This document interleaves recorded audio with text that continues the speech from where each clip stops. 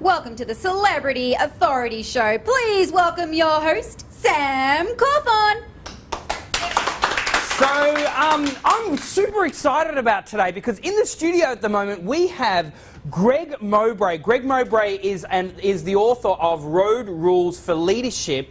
It's so super awesome for us to have a leadership coach and one of the foremost authorities in the leadership space. Ladies and gentlemen, put your hands together for Greg Mowbray. Hey. Thank you, Sam. Greg, look, great to see you here in the studio. And look, I'm really keen on finding a little bit more about you and what you do. You know, as you know, there is leadership everywhere. There's so many leadership books. There's so much space in leadership. What makes you different to other leadership coaches and speakers out there? A couple of things, Sam. I pride myself on being simple, practical and straightforward. You know, I think we've almost got to overkill with the amount of information and guidance there is out there about leadership. You know what, I googled leadership books recently. 425 million search results. That's a fair library, isn't it? That's unreal. So I've got a big bookshelf in my office full of big, thick leadership textbooks. But I don't know any manager, leader, supervisor, someone who's aspiring to be more influential in their work life who can pick up a big, thick book and read it. Yeah. So, you know, I keep things simple and practical and straightforward. Yep. Hey, tell me, what are the main differences between a good leader or let's say, you know, an average leader and an outstanding leader? Because, you know, there's so many leaders out there. What are the main differentiating between an average leader and an outstanding leader? Well, first of all, I want to use some terminology Yeah. here. I'd call average leaders managers. Okay. And let me contrast the difference between managing and leading. And this is a massive issue, Sam, in our organisations. You know, and people really can't be blamed because they're kind of doing what they've been asked to do, and many of us have manager in our title. So here's what a manager does. A manager focuses on the present. A manager focuses on making sure that they've got things like systems and procedures in place. A manager focuses on the status quo, maintaining the status quo. And you know what, the manager may even look to make sure that we're being productive. Now, all of that stuff is really important, but the point I make in my book and the point I make in everything that I do is it's not enough. We've got to do better than that. So by contrast, what an outstanding or what a leader does or should do is focus on the future. They should be focusing on growth, development and innovation.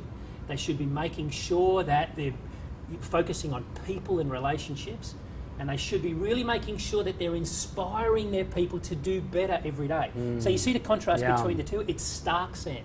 But one of the biggest challenges I see in most of our organisations, there isn't that awareness about the stark difference between the two. And many people are doing what they thought they were expected to do, and that is just manage. So what I help them to do through my programs, through my speaking, through my books, is help them firstly understand the difference between managing and leading. And then, of course, when that difference is established, when they've got that awareness, they all say, I want to do leading. How can I do leading? Well, that's when I put a model in front of them that says if you want to move from managing to highly effective leading, here are 5 core competencies that we can work on. Great. Not 55, not 35, but 5, because that's enough, right? So here are 5 core competencies that we can work on. Vision, authenticity, action, responsibility and inspiration. Break those down into what I mean by that, and there you have it. You know, that's what the book's about, that's what my programs are about. So Greg, tell me a little bit more about your story, because one thing I love is, you know, not only are you totally passionate about leadership, you know, you've written books, you're getting a solid message out there. Tell me a little bit more about your story and what is the reason why you're sharing this message of transitioning people from manager to leader. What's your story and what's your why? Okay, so 30-year professional career, done a whole bunch of stuff from being a school teacher and a health researcher and an award-winning advertising executive, ran advertising agencies, marketing agencies, for about half of that, 15 years as a business consultant. And the first 10 years, you know, as a business consultant, you usually get invited in when there's dysfunction. You know, there are problems. People need your expertise that they don't have. So, Sam, I've got to tell you, after 10 years, I had a bit of a defining moment. I thought to myself, I could continue helping these organisations, you know, put in systems and procedures or overcome conflict or improve communication. But the penny dropped with me. And I realised after 10 years, there was a something was in common with all of that dysfunction and all the good stuff and the bad stuff that I'd seen. And it came back to this. It was the quality of the leadership determined the good stuff and the bad stuff. Yeah. So my defining moment was, do I continue being a business consultant, making a really good living out of helping fix problems, or do I work on preventing the disease from happening in the first place? Yeah, that's great. So for the last 5 years, I've been really zoned in on building leadership capability in individuals and helping organisations build cultures of leadership. Look, hey, Greg, I'd like to know a little bit more about your personal life. You're a family man, yeah? Tell us. Yeah, 4 kids, from 23 down to 5. Yep. What's it like to manage 4 kids? It's a full-time Or should I say lead 4 kids? Well, yeah. Now, my wife is the leader of our family. I know. No, mate, it's awesome. I love my kids. I'm very close to them all. We've got a very, very busy life. My 2 big ones, 23 and 19, they're both got professional careers. My 2 little ones, spend a huge amount of time. I'm probably a better father second time round, the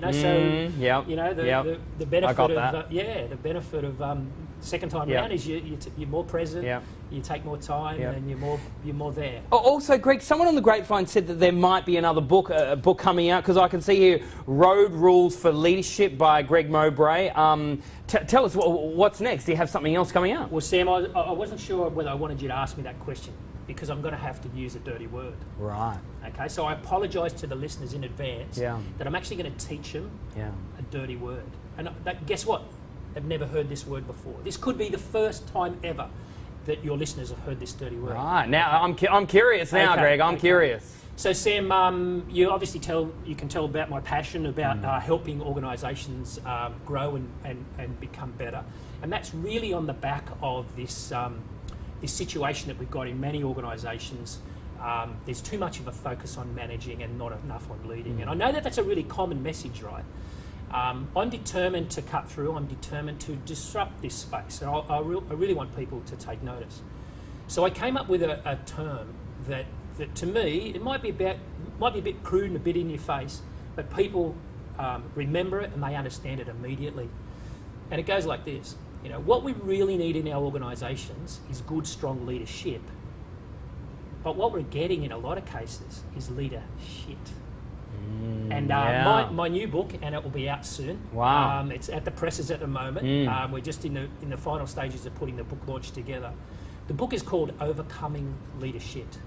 And, just to be, I know it's a radio show, but we actually spell the word leadership, LEADERSH #T. Ah, so very clever. Very clever, Greg. Yeah.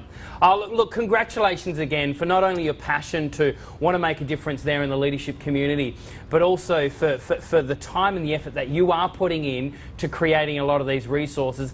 What's one thing you'd like to leave all the listeners with when it does come to lead? Do you have a quote, or if there was one core message that you wanted to leave everyone with, what would that core message be? Yeah, look, it's certainly that message about managing and leading, and I really want to encourage people to reflect on what they're really doing in their organisations, and they really need to focus more on, growing and developing and inspiring people.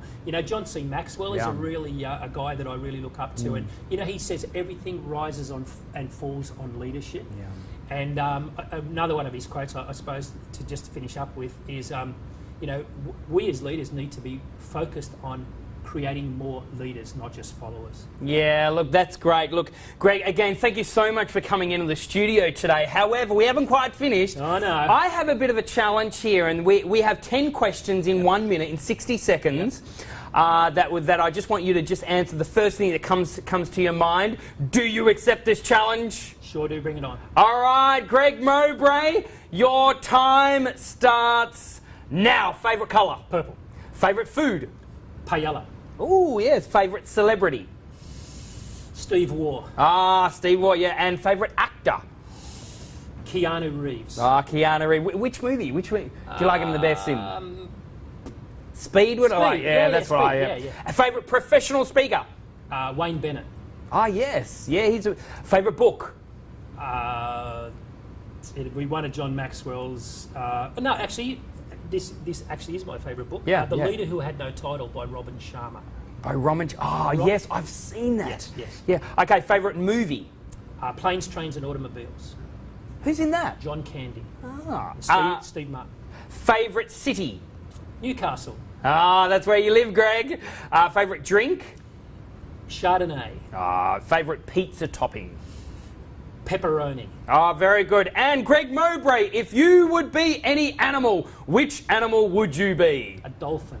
Why is that? I love water. That's great. Ladies and gentlemen, please put your hands together for Greg Mowbray. Well done, mate. Solid. Solid. Well done.